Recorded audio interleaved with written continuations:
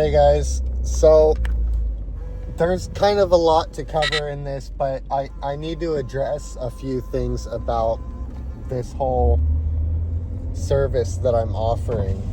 One of the things that I need to start off saying, when I'm asking people for a core and then I'm exchanging that core out, when we're doing it that way versus you giving me your core and then me rebuilding that, if that makes sense. So there's two ways we can go about it, right? You can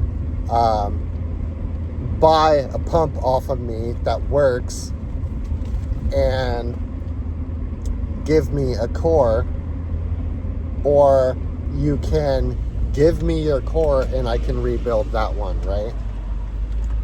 If you're going to be, well, let's just say this, I absolutely cannot in any way, shape, or form from this point moving forward back up a core that you got from Pick and Pull that was sitting for God knows how long, unknown if it was exposed to atmosphere, even if it was just sitting with E10 pump gas in it, with small engines, that shit will fucking corrode carburetors in a hurry, like within months, just sitting, right? So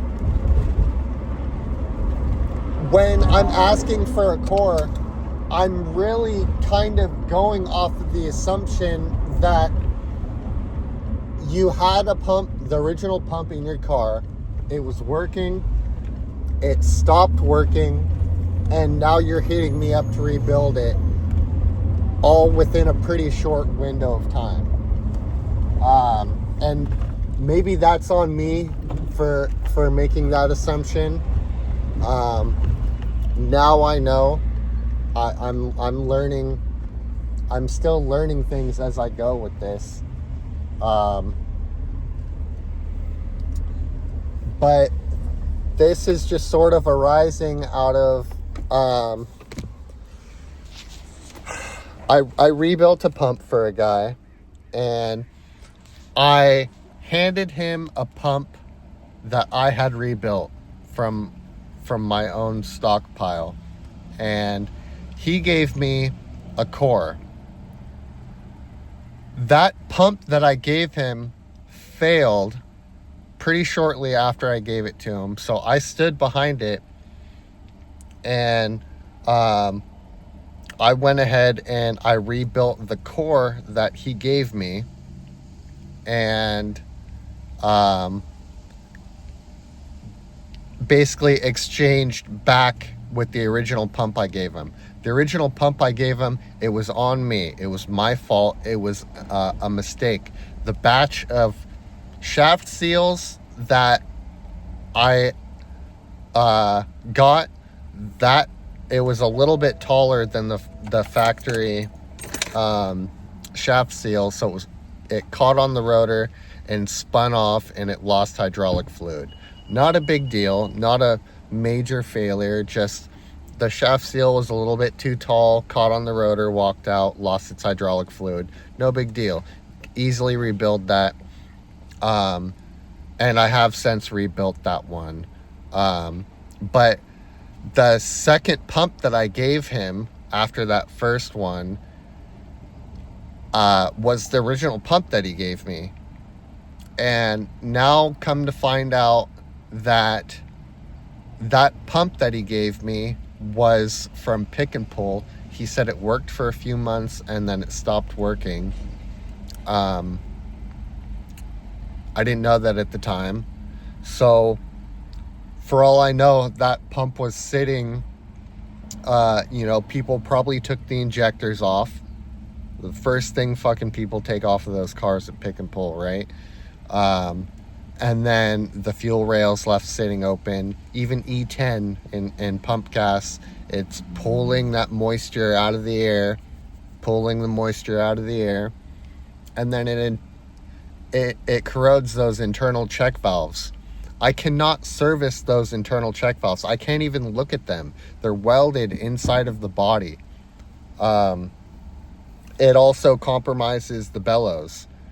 So I ended up just offering to basically give this guy a third pump, which I know is working. I've since tested a few of them on my car personally. They hold pressure just fine under wide open throttle. No bullshit problems there. Or offered him a partial refund. So I'm waiting to hear back what he wants to do. But I can't just keep going over it over and over again. Like, I'll stand behind my work if it's something I did. Absolutely, guys. Absolutely. I will stand behind my work. I care about my reputation. I want to be seen as someone who does honest and trustworthy work. That's why I've been transparent with you guys through this whole process. I haven't gate kept any details on how to rebuild this yourself. I've shown you everything you need to do. I've made videos how to do it, the equipment you need to do it. But there's just certain instances where I cannot eat the cost when it's not really my fault. Like, is that really my fault if you provide me with a core that was sitting exposed to atmosphere for months, unknown condition prior to that, and it has internal corrosion damage? The check valves are corroded and pitted and not sealing. Is that my fault? Is that something that I should have known? And like I said before, I am still refining this process, guys. I'm in the process of making a bench test that I can verify that the pump is outputting the proper pressure. That wasn't something that I was disclosing being done as beforehand. It's something I'm going to be doing in the future from now on as I refine my process. But I feel like I've been clear that this is like a beta testing phase of this right now. And after this beta testing phase, and it's proven, and I know it fucking works because the pump on my car, it's been working. It's been working good. That pump that I rebuilt, that third pump that I rebuilt for that guy, I tested it on my car personally. It fucking works good. I know it fucking works. But it's just stupid little things like that, like out of my control, little flukes, like I cannot fucking help. And it's like, it's one of those things, right? But I just needed to get that out there and express that to you guys. I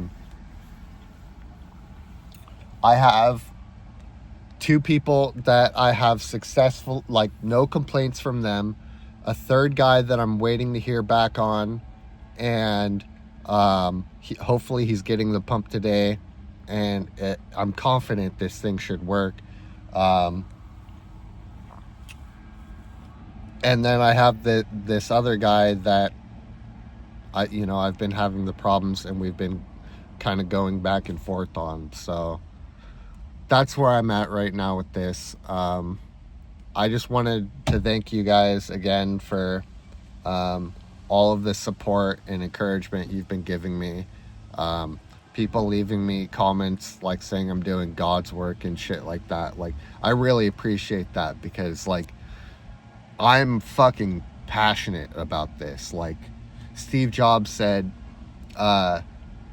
you have to have a problem you're passionate about solving, a wrong that you want to right. If you don't have the passion, you're not going to have the perseverance to see it through. And that to me like really fucking hits it home, because like, I have poured so much of myself into making this work. So thanks again, guys, and thanks for taking the time to watch these videos and hear me out. Have a good day.